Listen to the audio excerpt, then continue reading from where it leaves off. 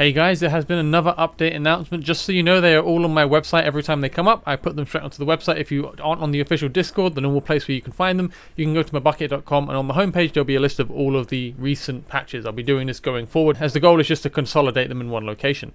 So anyway, this update is coming out today at some point, UTC -8, 7:15 to 9 PM. We'll get 100 diamonds as compensation, and it's mainly going to be focused on some stamina optimizations as well as some updates to the new Hall of Honor system and some additional achievements, and then there's some other little things. So it's a fairly small patch all in all. Just so you know, this update is not yet coming to servers 40,000, 40,001 and 40,002. I'll put a list of all the servers that it is currently going to be available on up here somewhere, and with that, let's get into it.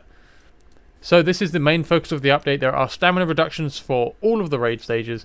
The XP raids are going to be reduced from 40 to 36. They were massively increased in cost previously, if you remember, so this is still obviously a lot heavier than it used to be.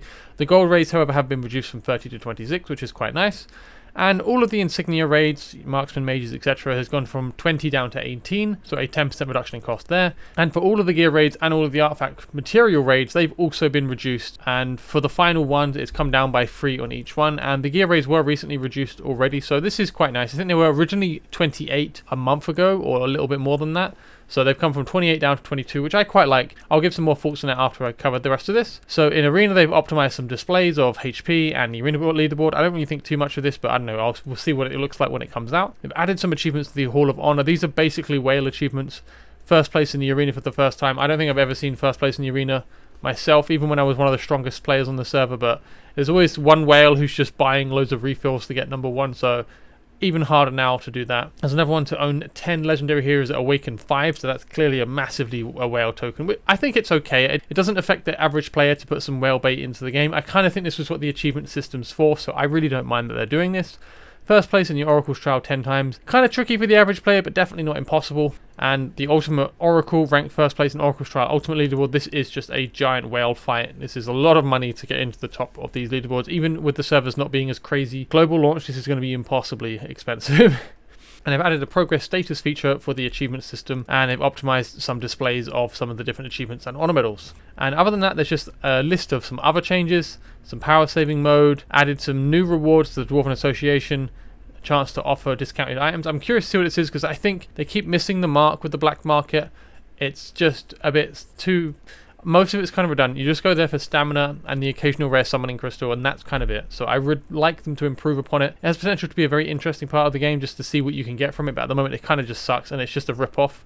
Anything with diamonds other than huge stamina potions and rare summoning crystals is not worth it. We finally got our level progress back for the commander. It was previously on the main screen, but it's been removed, so it's good to see it somewhere. Sorting the guild list members is nice. We can see our gold balance on the camp page, something I do want to see quite a lot actually, so that's good. They've optimized some sounds, some quests, and some guild difficulty stuff, so that's good. Optimize some quests in the Heroes Path. I have a guide for the Heroes Path. If you go to the website, under the guide section, there is a storyline guide which will show you all of the different missions for the Hero Path, so I definitely check that out if you're curious to see what's ahead. Some of it you do need to save for. Unfortunately, this means some of it's going to be outdated, so if you do use my storyline guide on my website and you see that things aren't lining up, then send me a screenshot please. I would appreciate it, and I'll update it for sure.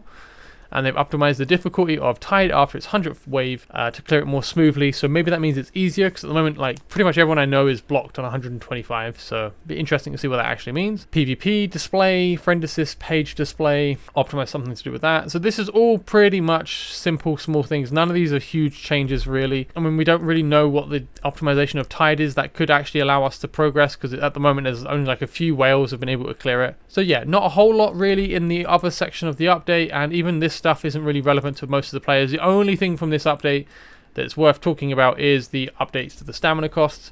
Personally, I prefer going this way. I don't like having to be beholden to saving stamina potions, to saving crystals to buy stamina potions.